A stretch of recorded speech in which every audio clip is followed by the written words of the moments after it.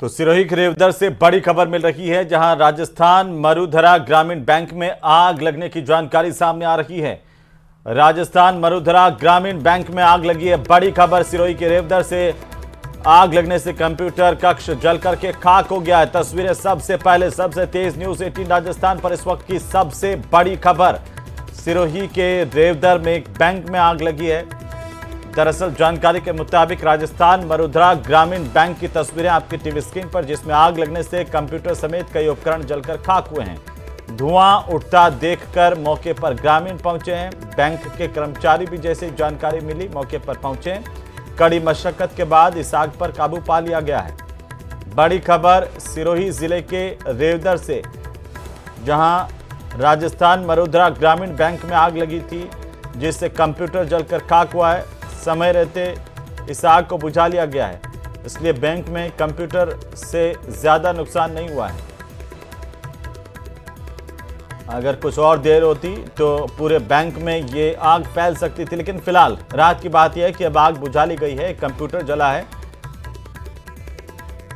जैसे धुआं उठा, लोगों को पता चला, लोगों ने इसकी सूचना दी पुलिस को। पुलिस और साथ ही बैंक के कर्मचारियों को भी सूचना दी गई। बैंक के कर्मचारी भी मौके पर पहुंचे। आग बुझा ली गई है।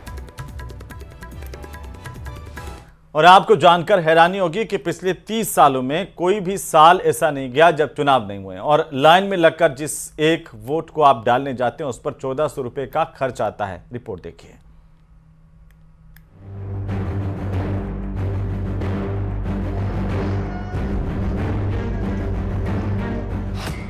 वन नेशन वन इलेक्शन, कब खत्म होगी टेंशन? राष्ट्र हित में सुधार, सियासी तकरार, विकास का अभियान, फिर क्यों है घमासान? एक वोट खर्चा 1400 रुपए।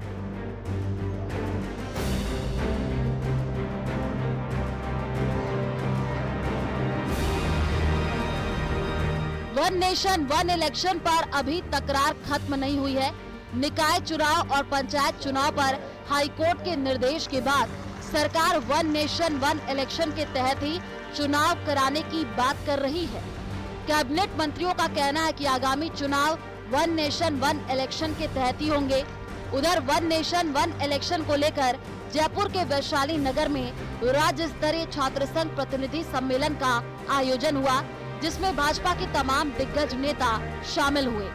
वन नेशन वन इलेक्शन पर भाजपा प्रदेशाध्यक्ष मदन राठौड़ ने कहा, आजादी के बाद लंबे समय तक लोकसभा और विधानसभा चुनाव एक साथ होते थे, लेकिन कांग्रेस के कारण बार बार चुनाव की स्थिति बनी। बार बार चुनाव होने से देश का धन और समय दोनों बर्बाद होते हैं। देश जब आजाद हुआ था तो एक साथ ही चुनाव होते थे, लेकिन ये कांग्रेस के पाप हैं। कांग्रेस ने अपनी इच्छा के अनुरूप सरकारों को बर्खास्त करती गई, स्थानीय विधानसभाओं की सरकारों को बर्खास्त करती गई, जिसके कारण से ये समय अलग अलग हो गया, चुनाव अलग अलग होने लगे। कांग्रेस में भी बहुत विखंडन हुआ, कांग्रेस भी एक नहीं रह पाई। एक साथ चुनाव होने से मतदान प्रतिशत बढ़ेगा, नीतिगत स्थिरता और आर्थिक विकास सुनिश्चित होगा, प्रवासी श्रमिकों के लिए व्यवधान कम करेगा, प्रोडक्शन एंड सप्लाई चेन व्यवस्थित रहेगी, सरकारी व्यय कम होगा, संसाधनों का सही उपयोग होगा, सरकारी कामकाज के लिए अधिक समय बचेगा, चुनाव संबंधी विवादों में कमी आएगी, समय और न्यायिक संसाधनों की बचत होगी। 5 साल में एक बार चुनाव से सामाजिक संघर्ष कम होगा। सम्मेलन में मुख्य वक्ता सुनील बंसल ने कहा कि आजादी के समय देश में 19 करोड़ मतदाता थे, जबकि आज ये संख्या 96 करोड़ तक पहुंच गई है।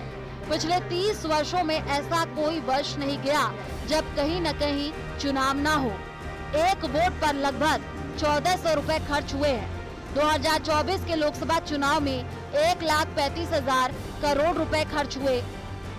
साथ में ही देश में बार बार चुनाव होने के कारण से हम सब काम करने वाले लोगों के कम होते कार्य दिवस यानी वर्किंग डेज कम हो रहे हैं। इन सबको ध्यान में रख करके देश में डिबेट, एक बहस शुरू हुई है कि पिछले 30 साल से भारत में, यानी 95 से लेकर अभी 2025 जो चल रहा है, 30 साल में एक साल भी कोई भी ऐसा खाली नहीं गया है जब भारत में कहीं ना कहीं चुनाव नहीं हो रहे हो। बहरहाल वन नेशन वन इलेक्शन पर रार बरकरार है।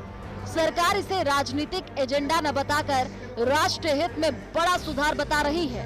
वहीं विपक्ष वन नेशन वन इलेक्शन पर सरकार को लगातार घेर रहा है। अब देखना ये होगा कि आगामी पंचायत चुनावों में वन नेशन वन इलेक्शन पर सरकार क्या रुख अपनाती है। जयपुर से रोशन शर्मा की रिपोर्ट, न्यूज़ 18 राजस्थान।